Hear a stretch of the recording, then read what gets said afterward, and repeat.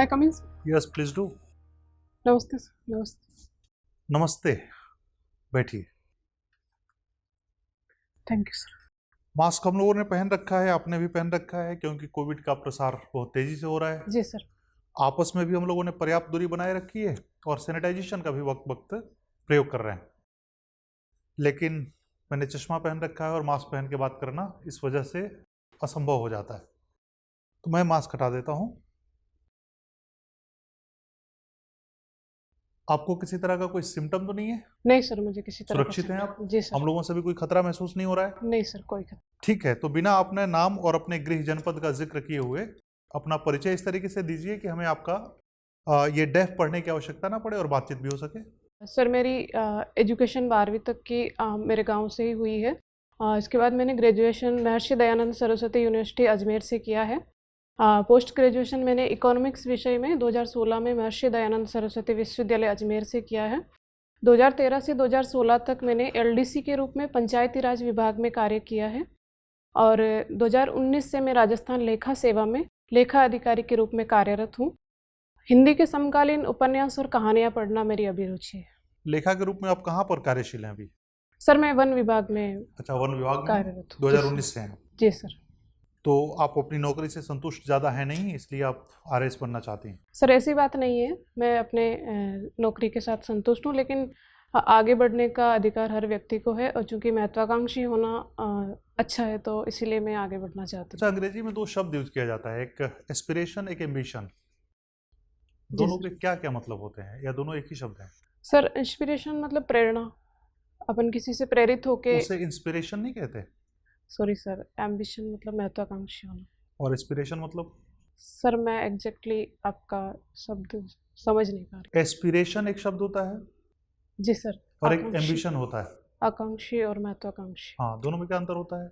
Sir वैसे मुझे exact नहीं पता, लेकिन आप तो हिंदी साहित्य की भी विद्यार्थी हैं। जी सर। आप नहीं बताएंगे अंतर तो कौन बताएगा? सर सॉरी, मैं अच्छा, इस टाइम। इच्छा और आकांक्षा के बीच में क्या अंतर होता है? सर पर्यायवाची है इच्छा और आकांक्षा। पर्यायवाची है? जी सर। लेकिन हिंदी साहित्य का एक सूत्र यह भी कहता है कि कोई भी शब्द एक दूसरे के पूर्णतः पर्यायवाची हो ही नहीं सकते। सर पूर्णतः तो नहीं हो सकते, लेकिन तो फिर क्या अंतर है? सर सॉरी, मुझे नहीं पता। अच्छा, आप वन विभाग में कार्यरत हैं। जी सर। उसके लिए भी दो शब्द यूज किया जाता है, एक जंगल और एक वन। जी सर। एक फॉरेस्ट और एक जंगल, दोनों एक ही होता है, दोनों अलग अलग होता है? सर फॉर्मल लैंग्वेज में जो सरकारी अभिलेखित है उसको वन कहा जाता है और इनफॉर्मल रूप में वन को स्थानीय भाषा में जंगल कहा जाता है। ठीक है, कितना फॉरेस्ट कवर है इस समय इंडिया का? सर इंडिया के क्षेत्रफल का 21% है, जो लगभग 7 लाख वर्ग किलोमीटर के करीब है। और कितना होना चाहिए? सर राष्ट्रीय वन नीति 1988 के हिसाब से 33% वन कवर होना चाहिए। 33? जी सर। सारे स्टेट्स के लिए? जी सर, कंट्री के लिए भी और स्टेट्स के लिए भी। सारे स्टेट्स के लिए भी? जी सर। उत्तराखंड का वन कवर ज़्यादा है, वन फॉरेस्ट कवर ज़्यादा है, राजस्थान का, बिहार का, उत्तर प्रदेश का बहुत कम है। जी सर। तो क्या आपको लगता है कि ऐसे राज्य जिसका वन कवर ज़्यादा है या फॉरेस्ट कवर ज़्यादा है, उनको टैक्स दिया जाना चाहिए उन राज्यों के द्वारा जिनके पास फॉरेस्ट कवर कम है, क्योंकि वे राज्य किसी तरीके से सर्विस प्रोवाइड कर रहे हैं, इन्वायरमेंटल सर्विस प्रोवाइड कर रहे हैं उन राज्यों को जिनके पास पेड़ पौधों की कमी है? जी सर, वो है, लेकिन इसके पीछे प्राकृतिक परिस्थितियाँ ज़्यादा जिम्मेदार हैं और जहाँ पे फॉरेस्ट कवर कम है वहाँ जैसे इंडस्ट्री वगैरह ज़्यादा है तो वो अपने हिसाब से वहाँ प्रोडक्शन कर रहे हैं। हाँ, तो वो तो अपना फायदा कमा रहे हैं ना। जी सर। तो क्या इस फायदे का कुछ हिस्सा उन राज्यों को नहीं दिया जाना चाहिए जो ऑक्सीजन दे रहे हैं, जो साफ सुथरा पर्यावरण दे रहे हैं? सर जैसे कि 15वां वित्त आयोग बना है अभी, तो उसमें फॉरेस्ट कवर को शामिल किया गया है कि जिनका फॉरेस्ट कवर ज़्यादा है उनको केंद्र सरकार की तरफ से जो ग्रांट्स मिलती हैं उसमें ज़्यादा ग्रांट्स उसके हिसाब से वेटेज होता है। राजस्थान की कुछ जनजातियों का नाम बताइए।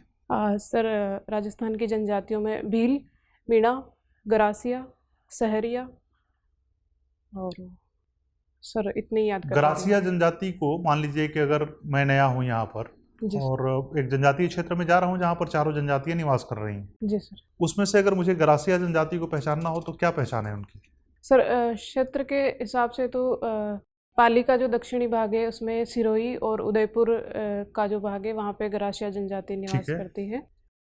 सर स्पेसिफिक उनके निवास स्थान के हिसाब से और उनकी वेशभूषा के हिसाब से पता चल सकता है। हाँ, तो वही तो पूछ रहा हूँ, कैसे पहचानेंगे? सर मुझे स्पेसिफिक नहीं पता कि उनमें क्या डिफरेंस है। पद्मा, जी सर। प्राचीन भारत में हम देखते हैं कि अनेक धर्म प्रणेता राजकुलीन थे। जी सर। अगर वो राजकुलीन ना होते तो क्या अपने धर्म का प्रचार करने में समर्थ नहीं होते? सर मुझे लगता है कि अगर वो राजकुलीन नहीं भी होते तो भी अपने विचारों को, अपने जो उन्होंने जो अध्ययन या फिर कह सकते हैं कि जो ध्यान किया है, उसके सिद्धांतों को प्रचार प्रसार करने में सक्षम होते, लोगों तक अपनी बात पहुंचा सकते। शेक्सपियर की रचनाएं अधिकांशतः दुखांतक थी। क्या शेक्सपियर एक निराशावादी लेखक रहे हैं? सर निराशावादी नहीं कह सकते हैं शेक्सपियर को। कैसे नहीं कह सकते? सर वो उनके लिखने का है कि आप ट्रेजेडी, दुखांत घटनाएं रचनाएं लिखते हैं या सुखांत, रचनाओं के हिसाब से हम ये नहीं कह सकते हैं कि वो निराशावादी कवि थे। चलिए, मोहम्मद बिन तुगलक अपने समय से बहुत आगे दौड़ने वाला व्यक्ति था, बावजूद इसके वो असफल रहा। जी सर। क्यों? सर कुछ अव्यवहारिक नीतियों या परिवर्तन जो किए हैं, उनको सही समय का आकलन नहीं करना मेरे हिसाब से उनकी असफलता का कारण रहा। शायद समय भी सही था और वो भी सही था, लेकिन इम्प्लीमेंट सही ढंग से नहीं हो पाई। जी सर, इम्प्लीमेंटेशन में ही समय का, जैसे उन्होंने राजधानी परिवर्तित की थी तो औरंगजेब कला से घृणा करता था, लेकिन बावजूद इसके वो खुद भी एक कला प्रेमी था। ये विवादास्पद स्थिति उसने क्यों उत्पन्न की? सर इस बारे में चलिए ये बताइए कि गौरांगना कहानी जो है उसका सेंट्रल थीम क्या था? गोरा जी सर, महादेवी वर्मा की कहानी है। वो एक भारतीय संस्कृति में जो गाय का महत्व है उसको दर्शाता है। श्योर हैं आप इस पे? जी सर। हिंदी और अंग्रेजी साहित्यकारों की रचनाओं में मूलभूत अंतर क्या है? सर हिंदी साहित्य की जो रचनाएं हैं उनमें अपन क्षेत्रीय प्रभाव ज़्यादा दिखाई देता है, जबकि अंग्रेजी साहित्य की रचनाओं में उस लेवल तक का क्षेत्रीय प्रभाव नहीं दिखाई देता है। वो वर्ल्ड वाइड पर्सपेक्ट्स को ध्यान में रख के लिखी गई है। लियो टॉल्स्टॉय की द लास्ट सपर जो इसी प्रकार की कृति है, तत्कालीन समय में लोगों को क्या मैसेज देती है? सॉरी सर, इसके बारे में मुझे ध्यान नहीं। फालना क्यों पॉपुलर है राजस्थान में? सर फालना एक तो छाता उद्योग के लिए प्रसिद्ध है, इसके अलावा वहाँ पे स्वर्ण मंदिर स्थित है। स्वर्ण मंदिर? जी सर। ठीक बात। मुंतखब उल लुबाब किस को समर्पित की गई थी और किसके द्वारा लिखी गई थी? सर माफ़ी चाहूँगी, मैंने पढ़ा है लेकिन मुझे इस टाइम रिकॉल। ठीक बात है। ये बताइए कि पाली के पास में सोमेश्वर जगह है एक।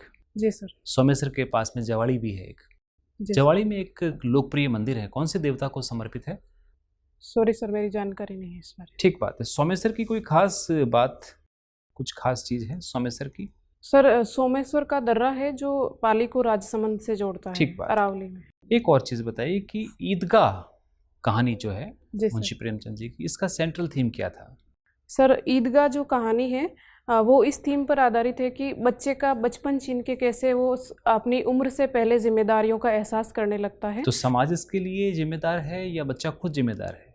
सर मेरे अनुसार समाज और परिवार इसके लिए ज़्यादा जिम्मेदार है। पर समाज में तो काफ़ी लोग उसे ललचा भी रहे थे और उसकी दादी उसको सपोर्ट भी कर रही थी। जी सर, पर वो है कि जिस परिस्थितियों में वो बड़ा हुआ है, जो परिस्थितियां उन्होंने समाज ने ये बताइए कि टीबी हमारे शरीर में कहाँ पर होती है? जी सर। टीबी, ट्यूबरक्लोसिस हमारे बॉडी में कहाँ होती है? सर फेफड़ों में। सिर्फ फेफड़ों में? सर एक और टीबी मुझे एग्जैक्ट नाम नहीं पता, लेकिन और भी होती है। कहाँ कहाँ होती है? चलिए सर प्लीज। सॉरी। पद्मा। जी सर। इकोनॉमिक्स पढ़े हैं ना? जी सर। अर्थशास्त्री हैं आप? सर अर्थशास्त्री तो नहीं, लेकिन बस रिसर्च किया आपने, पीजी की है आपने, ग्रेजुएशन भी इकोनॉमिक्स में की है जैसे मैं देख पा रहा हूँ। जी जी सर।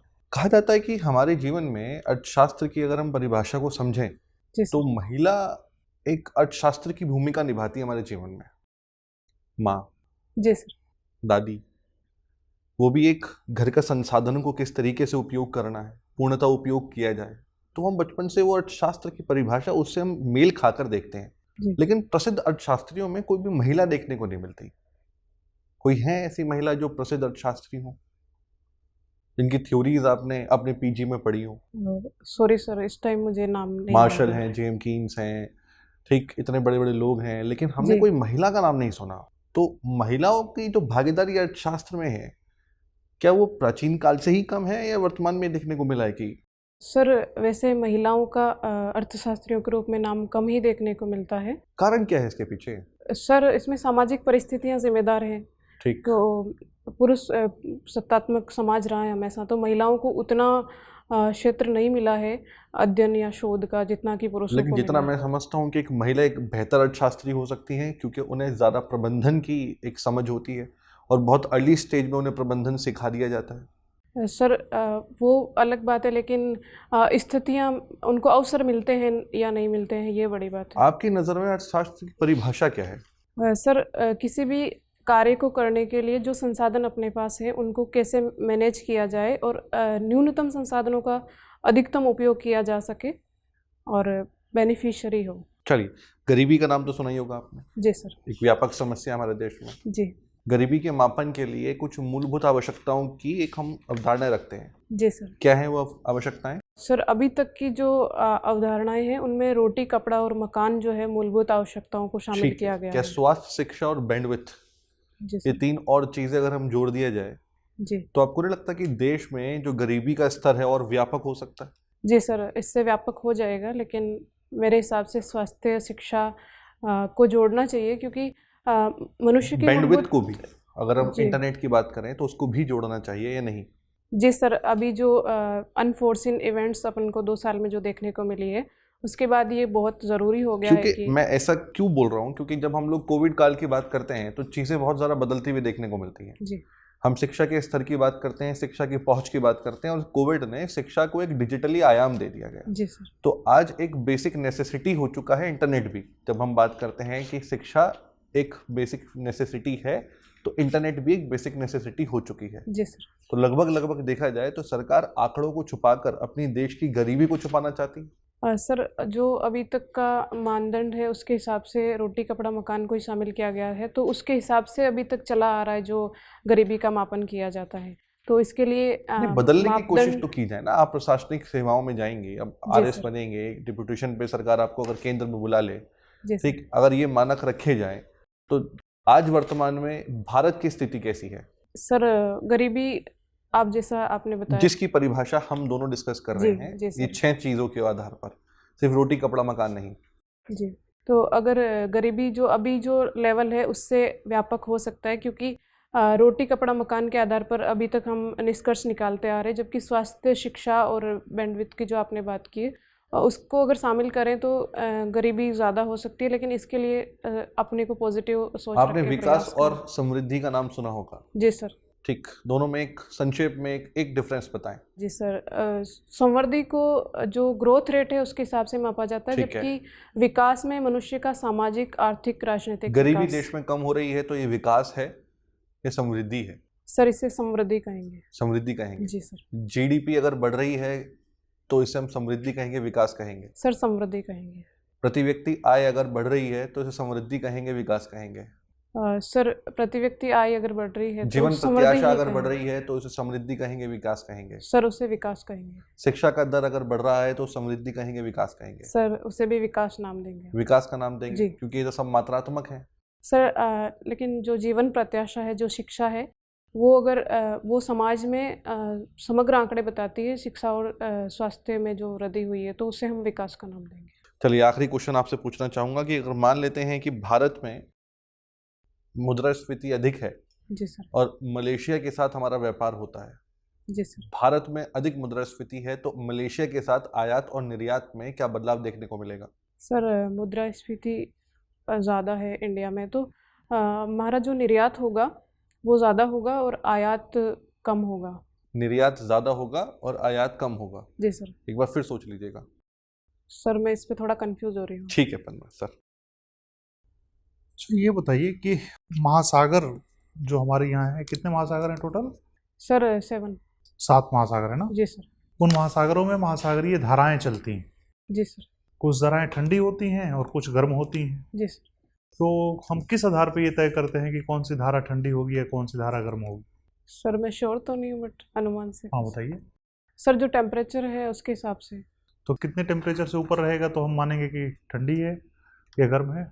सर माफ़ी चाहूँगी, मेरी जानकारी नहीं है इस बारे में। कुछ समुद्री जलधाराओं का नाम बता सकती हैं आप? जी सर, अग्लुहास, बेंगुला। इन दोनों में एक ठंडी एक गर्म है, कौन जी सी ठंडी है कौन सी गर्म है? सर, बेंगुला ठंडी है। अच्छा, कहाँ चलती है ये? सर दक्षिण अमेरिका के पूर्वी तट पर। अच्छा, और अगुलहास? सर ये प्रशांत महासागर में जापान के आसपास है। I am not sure sir इस बारे में। अच्छा, आपने संविधान तो पढ़ा ही होगा अपना। जी सर। संविधान हमारा तैयार कब हुआ था? सर 1949 में। और संविधान को तैयार करने में बहुत सारी समितियां गठित की गई थी। जी सर। कौन कौन सी समितियां थी इसमें? सर संघीय संविधान समिति, प्रांतीय संविधान समिति, मूलभूत अधिकार और अल्पसंख्यकों के अधिकार की समिति। सर इतने ही नाम याद आ रहे हैं। उस संविधान सभा का एक गठन किया गया था। जी सर। उस संविधान सभा का अध्यक्ष कौन था?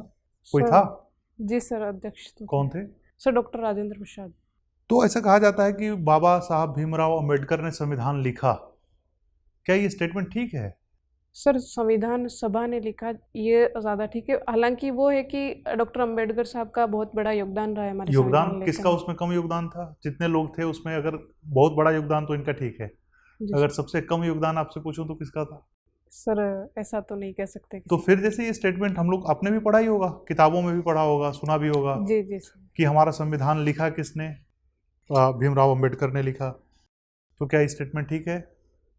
क्या सर, होना चाहिए? सर उनका जो व्यापक योगदान है उसको देखते हुए ये स्टेटमेंट कहा गया है, तो उनको सम्मान देने के लिए ठीक है सर, इसमें कोई आपत्ति नहीं होनी चाहिए। अच्छा ठीक है। गांधी जी और अंबेडकर जी दोनों के मतभेदों पर कहीं कहीं टकराव है, जी सर। उनके टकराव के मुख्य बिंदु क्या क्या है? सर मुझे इस टाइम याद नहीं आ रहा नहीं याद आ रहा है।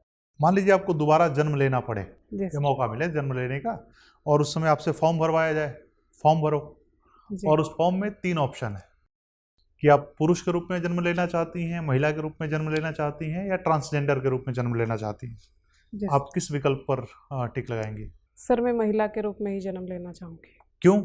सर क्योंकि मैं महिला हूँ और मेरे अनुभव अब तक के अच्छे हैं, तो मैं चाहूँगी कि मैं महिला के रूप में ही जन्म लूँ तो फिर आप से। कंफर्ट जोन से बाहर निकलने में कंफर्टेबल नहीं होती? नहीं सर, ऐसा नहीं है कि महिला होना कंफर्ट जोन में होना ही है। अभी आपने कहा कि क्योंकि महिला हूँ, मेरे पास अनुभव है, इसलिए महिला बनना चाहती हूँ। जी तो आप सर। दूसरे जेंडर में अगर जाती तो हो सकता है कि आपको नया अनुभव मिलता। हाँ वो ठीक है सर, लेकिन आपने चॉइस की बात की तो मैं महिला ही बनना चाहूँगी। तो इसके पीछे तर्क यही है कि आपके पास अनुभव है। सर मुझे अच्छा लगता तो आपके पास अनुभव तो पिछली नौकरी का है, तो फिर ये छोड़ के आरएस क्यों बनना चाह रही हैं? सर मुझे अच्छा लगता है कि मैं महिला ही बनूँ। अच्छा ठीक है। जी। ट्रांसजेंडर की हमारे यहाँ कानूनी अवस्था क्या है इस समय, कानूनी स्थिति क्या है? सर ट्रांसजेंडर के लिए एक विधेयक पारित किया गया था, पर मुझे उसका डिटेल्ड जानकारी नहीं। कितनी जनसंख्या है लगभग हमारे देश में, कोई आंकड़ा है उनका? ट्रांसजेंडर सॉरी सर, मुझे नहीं पता। ठीक है, आपसे बातचीत करके अच्छा लगा, आपका इंटरव्यू हो गया, आप जा सकते हैं। Thank you sir. Thank you sir.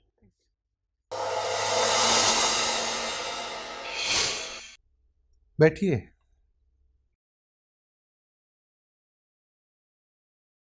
तो आपका ये तो दूसरा मौका है मेरे ख्याल से जी यहाँ पे। तो पहले में दूसरे में कुछ अंतर लग रहा है? सर पिछली बार से ठीक लग रहा है सर। तो पिछली बार क्या फीडबैक मिला था आपको? सर वही फैक्ट्स और डिस्ट्रिक्ट के बारे में किए, और तो इस बार आपने वही दोनों तैयार किया, बाकी तैयार नहीं किया? सर कोशिश की है। ठीक है, इस बार क्या लगा, कहाँ पे तैयार करनी है चीज़ें और कहाँ पर लग रहा है कि ठीक तैयार है हमारा? सर इकोनॉमिक्स थोड़ा और तैयार करने की ज़रूरत है, अच्छा, और डिस्ट्रिक्ट्स के बारे में भी कुछ चीज़ें तैयार ठीक करने है। की ज़रूरत और कहाँ लगा कि एकदम कंफर्टेबली आपसे अगर और सवाल पूछे जाते? है। सर फॉरेस्ट में ठीक था, और हॉबी पे ठीक था। हॉबी पे ठीक था और फॉरेस्ट में ठीक था। जी। लेकिन मुझे ठीक नहीं लगा, फॉरेस्ट में नहीं लगा ठीक। हॉबी में। इसलिए नहीं लगा क्योंकि फॉरेस्ट पॉलिसी क्या कहती है उसको जाके एक बार देख लीजिएगा। जी सर। ठीक है ना? फॉरेस्ट कवर के क्या है, अभी फॉरेस्ट में भी कई तरह के कवर होते हैं, जी डेंस सर। फॉरेस्ट होते हैं, है ना, जी। मॉडरेटली डेंस फॉरेस्ट होते हैं, ओपन फॉरेस्ट होते हैं। जी सर। तो इन सब का भी क्या डेटा है, राजस्थान में क्या कंपेरेटिव है, क्या कंपैरिजन है, ये जी सर। देखना चाहिए आप। तीसरा जो जहाँ पर जब कंपैरिजन किया जाता है किसी चीज़ का, तो वहाँ पर एकदम हमें कोशिश ये करनी चाहिए कि हम जिहादी ना बन जाए किसी चीज़ के लिए। जिहादी का मतलब कि जैसे जो चीज़ हमारे पास नहीं है, जी। और अगर कोई बात करे कि भाई अगर कोई सर्विस प्रोवाइड करे तो हमें पे करना चाहिए कि नहीं करना चाहिए, तो जिहादी इन द सेंस कि नहीं नहीं हम क्यों पे करेंगे, हमारे यहाँ तो कंडीशन ही ऐसी है, उस पर एक मध्यवर्ती मार्ग अपनाना चाहिए कि भाई वो भी तो पर्यावरणीय सेवा दे रहा है ना। मान लीजिए अगर जिसके पास फॉरेस्ट कवर कम है और उन्होंने अपने यहाँ इंडस्ट्री बहुत सारी लगा रखी है, तो उस इंडस्ट्री से वो कमा रहे हैं, जी अपनी सेवाओं को बेच के कमा रहे हैं, तो क्या एक फॉरेस्ट रखने वाला राज्य को अधिकार होना तो चाहिए, कम से कम एक नया थॉट तो आना चाहिए कि इस पर विचार किया जा सकता है। ठीक क्योंकि आपके कहने या ना कहने से टैक्स तो लग नहीं रहा है ना। इससे क्या होगा कि दूसरे राज्य प्रेरित होंगे या दूसरी जगह दूसरे स्थान प्रेरित होंगे। एक कम से कम अपना प्रोग्रेसिव थॉट रखने की बात है कुल मिला जुला कर। ठीक है, तो उसको देख लीजिएगा आप फॉरेस्ट वाले पार्ट को। बाकी हमें लग रहा है कि पिछली बार से आपका इंटरव्यू तो अच्छा है, आपको भी इम्प्रूवमेंट दिख ही रहा होगा, थोड़ा है ना। इकोनॉमी में इस बार थोड़ा सा ज़्यादा हो गया, इतना तैयार नहीं था इकोनॉमी आपका, जी सर। है ना। सर बेसिक्स तैयार करने की कोशिश की थी लेकिन काफ़ी टाइम हो गया टच में नहीं। तो तैयार हो नहीं पाया। अभी आप जॉब से छुट्टी ले चुकी हैं या जॉब में हैं? सर जॉब में ही हूँ, छुट्टी नहीं। मतलब छुट्टी नहीं मिली है? नहीं सर, ली नहीं है अभी, तो नेक्स्ट। अभी लेना है छुट्टी। जी सर। तो जब छुट्टी लेंगी तो अपना सब्जेक्ट आप तैयार कर लीजिएगा, जी जहाँ जहाँ गड़बड़ियाँ लग रही हैं वहाँ तैयार कर लीजिएगा। 2-3 चीज़ें, एक फॉरेस्ट वाला पार्ट क्योंकि आप काम कर रही हैं, जी इकोनॉमी वाला पार्ट क्योंकि एकेडमिक बैकग्राउंड है, जी सर। और तीसरा जो आपकी हॉबी है यह भी अपने आप में बहुत बड़ा विषय है। जी सर। ठीक है ना। तो इन तीनों क्षेत्रों को और प्लस राजस्थान को हो सकता है वहाँ पर आपसे आपका डिस्ट्रिक्ट ना पूछा जाए, जी सर। कोई भी डिस्ट्रिक्ट पूछा जा सकता है आपसे, तो 2-4-5 डिस्ट्रिक्ट कम से कम आप तैयार कर लेंगे। जी उनमें तैयारी में क्या करना है, उनकी ज्योग्राफी तैयार करनी है। अगर कुछ ऐतिहासिक अचीवमेंट उस डिस्ट्रिक्ट की रही है, कहानियां रही हैं, तो उसको देखना है। जी सर। पॉलिटिकली अगर वो इम्पोर्टेंट है, मिनरल के दृष्टि से इम्पोर्टेंट है, तो उस नज़रिए से आपको तैयार करना है। ठीक है ना। ये 3-4 चीज़ें आप तैयार कर लीजिए। आई कांटेक्ट पर थोड़ा सा एक बार आप ध्यान दे सकते हैं। आई कांटेक्ट कोशिश करिए उसी के साथ रखने की जिससे आप बात कर रही हैं। ठीक है सर। ठीक है ना। क्योंकि जब आप इधर उधर देखती हैं तो आपकी आंखें डायगोनली जाती हैं, और फिर मतलब जैसे गर्दन तो वही रहती है, आंखें इधर उधर जाती हैं, तो मतलब इससे ज़्यादा अच्छा है कि आप आई कांटेक्ट उसी पर्सन के साथ रखिए जहाँ पे।